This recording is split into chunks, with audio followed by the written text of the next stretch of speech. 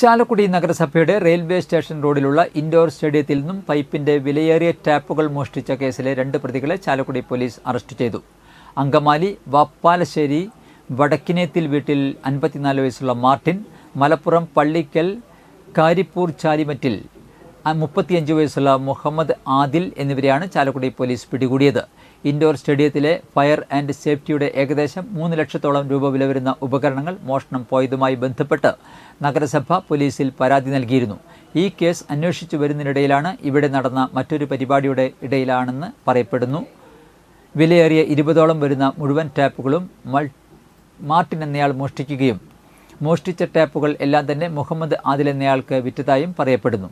Tap മോഷണ കേസിൽ കോടതിയിൽ ഹാജരാക്കിയ പ്രതികളെ കസ്റ്റഡിയിൽ വാങ്ങി കൂടുതൽ തെളിവെടുപ്പുകളും അന്വേഷണങ്ങളും നടത്തിയാൽ മാത്രമേ മറ്റ് മോഷണങ്ങളെക്കുറിച്ചുള്ള വിവരങ്ങൾ ലഭിക്കുകയുള്ളൂ. സംഭവത്തിൽ കൂടുതൽ അന്വേഷണം നടത്തുമെന്ന് പോലീസ് പറഞ്ഞു.